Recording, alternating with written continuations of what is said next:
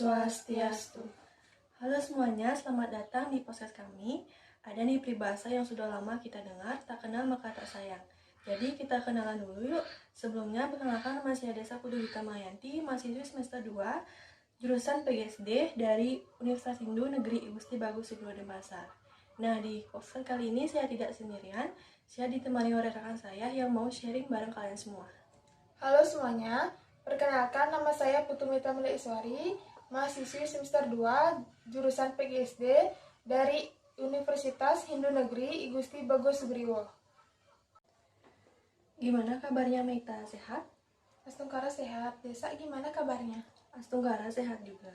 Nah, aku mau nanya nih, sekarang kesibukannya apa sih? Sekarang kesibukannya paling kuliah sih. Kalau Desa, apa kesibukannya sekarang? Sama kuliah juga.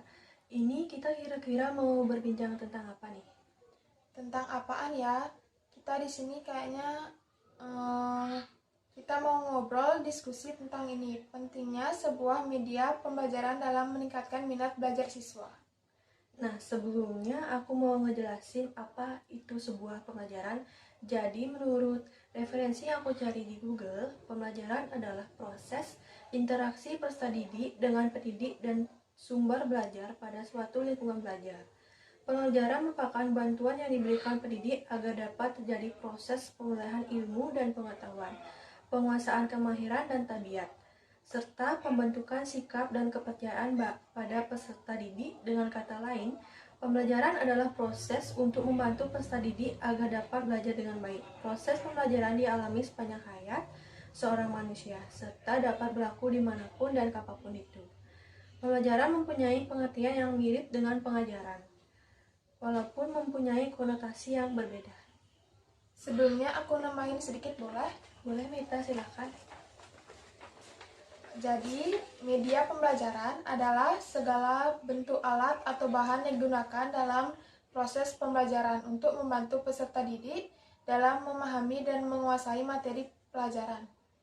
Media ini dapat berupa objek fisik, teknologi, atau kombinasi keduanya yang dirancang dengan tujuan mengkomunikasikan informasi secara lebih efektif dan memfasilitasi pemahaman serta retensi konsep-konsep pembelajaran.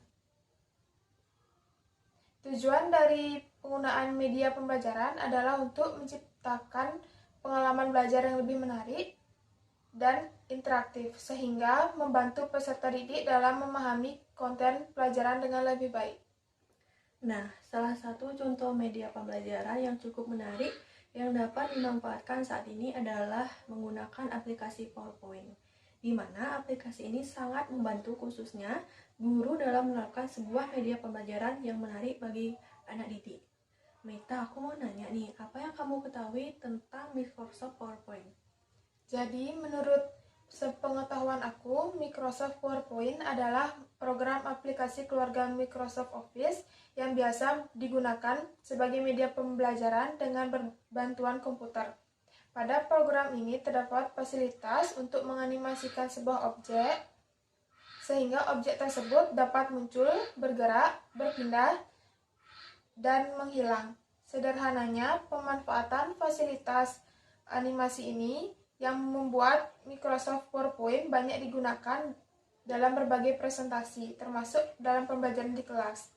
Pada tulisan ini diuraikan bagaimana memanfaatkan program Microsoft PowerPoint sebagai media pembelajaran berbantuan komputer, dimulai dari bagaimana membuat program, bagaimana membuat header dan footer, bagaimana menggunakan animasi, bagaimana mengatur hyperlink, bagaimana mengatur background, dan bagaimana mengatur slide. Jadi kurang lebih seperti itu. Menggunakan media PowerPoint juga sangat dapat membantu guru untuk mengembangkan teknik pengajaran, terutama pada materi yang terdapat banyak teori atau penjelasan. Dengan digunakannya media PowerPoint, maka siswa tidak akan merasa jenuh mendengarkan pemaparan materi karena materi yang disampaikan dengan menarik pada tayangan PowerPoint itu sendiri. Selain buat presentasi, Microsoft PowerPoint bisa buat apa aja sih, Desa? Selain membuat presentasi, Microsoft PowerPoint ini juga bisa dimanfaatkan untuk membuat media pembelajaran. Salah satunya membuat media pembelajaran sederhana untuk pelajaran fisika. Dan juga dengan menggunakan Microsoft PowerPoint, kita bisa membuat berbagai animasi dengan menggunakan clipart, shapes, animations. Sebagai calon pendidik, kita harus bisa menciptakan suasana belajar yang menyenangkan dan menarik minat siswa. Salah satu cara untuk menciptakan suasana belajar yang menarik bagi siswa yaitu dengan menggunakan teknologi dalam proses pembelajaran. Dari dulu hingga saat ini, media pembelajaran yang sering digunakan oleh guru adalah metode ceramah. Hal ini tentu akan sangat membosankan bagi siswa.